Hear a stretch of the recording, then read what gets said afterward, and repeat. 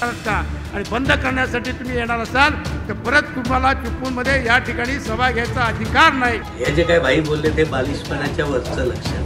चिपळूण येथे झालेल्या राष्ट्रवादी काँग्रेसच्या सभेतील विधानांवरून मोठं राजकीय वादळ उठलंय। सध्या आकाशात ढग दाटून आले आहेत आणि जमिनीवरती राजकीय वादळाची आशंका निर्माण झाली आहे। चिपळूणच्या सभेत माजी आमदार रमेश कदम यांनी जे आरोप केले त्याचा उहापोह आता होऊ लागला असून कदमांच्या प्रश्नांना निकमांनी उत्तर दिले। चिपळूण विधानसभा मतदारसंघाचे विद्यमान आमदार शेखर निकम गरजले आहेत। त्यांनी बालिशपणा बंद करावा असे आवाहन केले।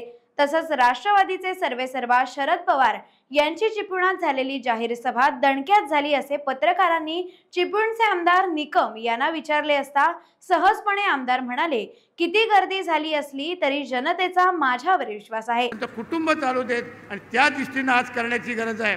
आणि हा रोजगार जर वाशिष्ठीवर जर तुम्ही घालणार असाल म्हणजे तुम्ही आज 7,000 तरुणांचा रोजगार बंद करणार आहात का आणि बंद करण्यासाठी तुम्ही येणार असाल तर परत तुम्हाला चिपळूणमध्ये या ठिकाणी सभा घ्यायचा अधिकार नाही।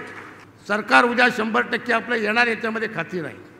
परंतु ज्या वेळेला असं बोललं जातं की प्रशांत जाधव ज्याला तटकरे आपल्या भाषणामध्ये म्हणाले की प्रशांत जाधवपेक्षा तुम्ही स्थानिक उमेदवाराला इथं या ठिकाणी निवडून द्या। आता स्थानिकची व्याख्या काय ती पण आपल्याला शोधायला लागेल। कारण आम्हाला माहिती आहे तर शेखर निकम जर समजा स्थानिक म्हणत असतील तर गोविंदराव निकम सातारावरनं चिपळूणला आले। त्या ठिकाणी आम्ही त्यांना खासदार केलं, त्यांना त्या ठिकाणी जिल्हा परिषद अध्यक्ष केलं, त्यांना त्या ठिकाणी पवार साहेबांच्या आशीर्वादानं अनेक संस्थांना मान्यता मिळाली। त्यांचे जावे तानाजीराव चोरगे ते आले कोल्हापूरवरनं, त्यांना या ठिकाणी आपण RDC बँकेचे चेअरमन केले, त्या ठिकाणी शिक्षण संस्था त्यांनी काढल्या। प्रशांत यादवांचा जन्म मुळात चिपळूणमधला खिरडीमधला आहे, त्यामुळे ते स्थानिक उमेदवार जर विचार केलात तर प्रशांत यादव स्थानिक उमेदवार होऊ शकतो, दुसरा कोण उमेदवार स्थानिक होऊ शकत नाही।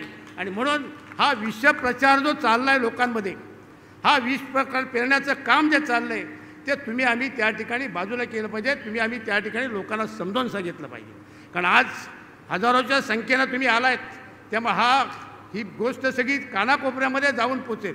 आणि म्हणून मी आपल्याला सांगेन की अशा पद्धतीचा विषप्रकार जो चालला आहे त्या विषप्रकारला आपण बाजूला केलं पाहिजे। मध्यंतरी असं म्हटले इथले उमेदवार की बाबा आम्ही जी संस्था उभी केली ती संस्था आम्ही स्वतःच्या कर्तृत्वावर केली। आम्ही गद्दारी केली ना, 99ला गद्दारी केली। काँग्रेस पक्ष आम्ही सोडला निकम साहेबांनी, त्या काँग्रेसने 2 वेळा खासदारकी दिली। पवार साहेब बांधवर निष्ठेपोटी निकम साहेब गेले, मग 99ची गद्दारी नाही। निकम साहेबांना काँग्रेसनी पण 2 वेळा खासदारकी केली, मग तेव्हा गद्दारी नसेल मग आता कशी आली? हा एक कॉमन माझा प्रश्न। त्यातली स्थानिक पण मुळात शेखर निकमांचे वडील खासदार गोविंदराव निकम हे कोल्हापूर साताऱ्यातून आले असं ते म्हणाले। पहिली गोष्ट हे जे काय भाई बोलले ते बालिशपणाच्या वरचं लक्षण। कारण मी कधी कुठेही स्थानिक आणि हे असं माझ्या आयुष्यात मी कुठं बोललेलोच नाही। त्यांनी जर एखाद्या ठिकाणी दाखवावं तर आत्ता राजीनामा देऊन घरी बसायची माझी तयारी आहे। काही बोलायचं जी आहे म्हणून काही बोलून चालत नाही। स्थानिक हा परका हे आमच्या मनात कधी सण आहे। मी सर्व धर्म समभाव जसा मानणार आहे तसं ज्या क्षेत्रातनं जो कार्यक्षेत्र करत असेल त्याचा आदरही करणारा आहे। त्यामुळे उगाच आपलं खोटं नाटक काहीतरी माणसं समोर दिसली म्हणून बोलणं हेच चुकीचं। आमचे आजोबा साताऱ्याचे आपशिंग्याचे आहेत, ते निकमांचं गाव आहे आणि ते मिलिटरी आपशिंगे म्हणून आहे। तिथे 10 ते 12,000 सैनिक राहतात, त्यामध्ये साधा शिपाई टू कॅप्टन जनरल आणि काही जी मोठी पद आहेत ती सगळी तिथं त्या गावामध्ये। मी तुम्हाला एकदा घेऊन जाईन। आपशिंग्याचा एक ऐतिहासिक गाव आहे ज्यामध्ये फक्त सैनिकच आहेत आणि त्या वारशातून आम्ही आहोत, हा आम्हाला अभिमान आहे। पहिली गोष्ट, आमच्या आजोबाचे वडील कधी आले असतील पुरुष गावी, त्याच्यानंतर आजोबा झाले, त्याच्यानंतर स्वतः निकम साहेब पुरुषला आले, मी सावर्ड्यात जन्मलो।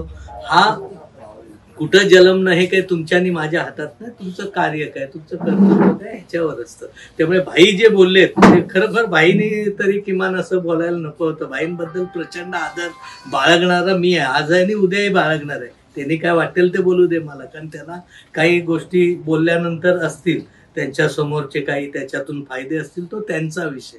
टाइम्स डिजिटलला लाईक करा, शेअर करा, सबस्क्राईब करा आणि बेल आयकॉन दाबायला विसरू नका। Times digital.